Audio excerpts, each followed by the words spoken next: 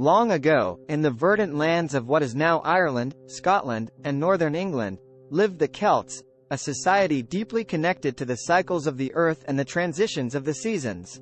It was a world lit by firelight and filled with myths, where the boundaries between the natural and supernatural were not as rigid as they are today. Among the Celts, the year was divided into two halves. The lighter half, beginning on Beltane, May 1st, and the darker half, beginning on Samhain, November 1st. Samhain was considered the Celtic New Year, when the boundaries between the realms of the living and the dead were at their thinnest. As autumn surrendered its colors to the encroaching chill, druids, priests, scholars, and judges among the Celts would light grand bonfires to repel the darkness and guide lost souls to their next life or away from the living. Families would gather around, sharing stories and meals, honoring their deceased loved ones with a seat at the table. They would also set out food and drinks to appease wandering spirits and ensure the household's prosperity in the coming year. When the Roman Empire expanded into Celtic territories, their customs blended with those of the Celts.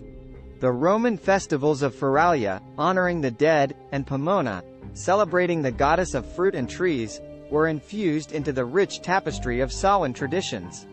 Apples symbolized this merged celebration, making apple bobbing a popular seasonal game.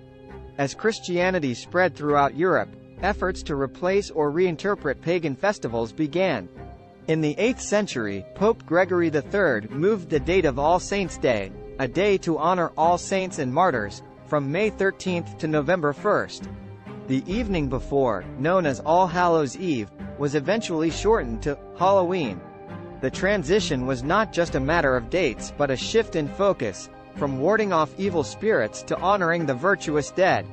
When Irish and Scottish immigrants came to America, they brought with them the customs of Halloween.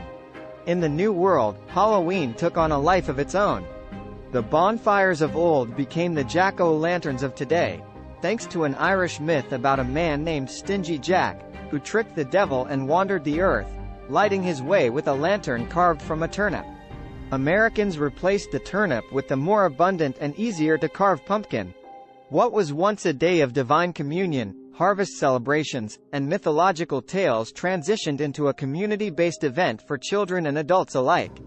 The practice of guiding, where young people would go door to door in costumes to perform for treats or coins, evolved into today's trick-or-treating. Over time, Halloween became increasingly secular and commercial, complete with iconic symbols like witches, ghosts, and monsters. As you sit by your window this Halloween, looking out at the children in costumes, consider this. The masks they wear and the games they play are but echoes of a time long past. A time when autumn fires lit up the pre-Christian sky, when the boundaries between realms were as thin as the veil of night, and when stories, not just candy, were the currency of the evening. So there you have it, a journey from the bonfires of the Celts to the pumpkin-lit doorsteps of today.